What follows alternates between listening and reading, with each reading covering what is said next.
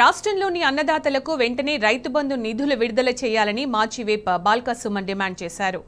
రైతు బంధు నిధులను మీ పార్టీ లీడర్లకు చెందిన కంపెనీలకు మళ్లించడంపై శ్వేతపత్రం విడుదల చేసే దమ్ముందా అని ప్రశ్నించారు. వెంటనే మేడిగడ్డ బ్యారేజీకి మరమ్మతులు చేయాలని, మెగా డిఎస్సి ప్రకటించాలని, గ్రూప్ 1లో పోస్టుల సంఖ్య పెంచాలని బాల్క సుమన్ డిమాండ్ చేశారు. వెంటనే రైతు బంధు డబ్బులన్నీ రైతుల ఖాతాల్లో పడేటట్టుగా ఈ ప్రభుత్వం చర్యలు తీసుకోవాలి. వెంటనే మేడిగడ్డ బ్యారేజ్కి సంబంధించి కుంగిన 3 పిల్లర్లను మరమ్మతులు, కాపర్ డ్యామ్ నిర్మించి వాటిని వెంటనే మరమ్మతులు పూర్తి చేయాలి. పూర్తి చేయకపోయినట్టయితే డెఫినెట్గా ఖచ్చితంగా ఇది కాళేశ్వరం ప్రాజెక్టుపై కాంగ్రెస్ పార్టీ కుట్రగానే తెలంగాణ సమాజం, తెలంగాణ రైతాంగం భావిస్తుందని చెప్పి నేను తెలియజేస్తూ ఉన్నా.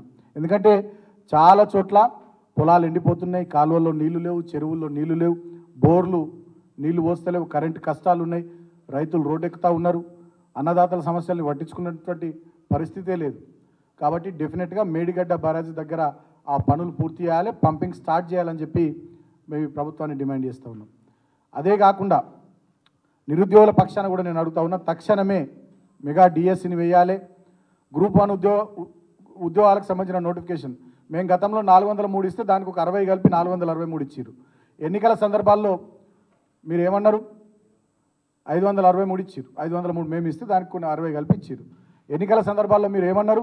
1500 గ్రూప్ 1 ఉద్యోగాలు ఉన్నాయి, వీళ్ళు ఇస్తలేరన్నారు. మరి 1500 ఉద్యోగాలు ఉంటే ఇంకా వేయటివేని మరి ఇవ్వాలి కదా నోటిఫికేషన్, మీరు ఎందుకు ఇస్తలేరు? గ్రూప్ 2 ఉద్యోగాలకు సంబంధించి, గ్రూప్ 3 ఉద్యోగాలకు సంబంధించిన నోటిఫికేషన్లు ఇవ్వాలి. నిరుద్యోగ భృతిని కూడా వెంటనే విడుదల చేయాలి. యువకుల ఖాతాల్లో, నిరుద్యోగుల ఖాతాల్లో డబ్బులు జమ చేయాలని చెప్పి నేను ఈ ప్రభుత్వాన్ని, రేవంత్ రెడ్డిని ముఖ్యంగా డిమాండ్ చేస్తూ ఉన్నా. అంతిమంగా ఒకటే మాట మేము కోరుతూ ఉన్నాం, రేవంత్ రెడ్డి తన భాష మార్చుకోవాలి, తన పద్ధతి మార్చుకోవాలి. నీకు సవాల్ చేసే అర్హత కూడా లేదు. ఎందుకంటే గతంలో 2-3 సందర్భాల్లో సవాళ్ళు చేసి నువ్వు తోక ముడిచినావు.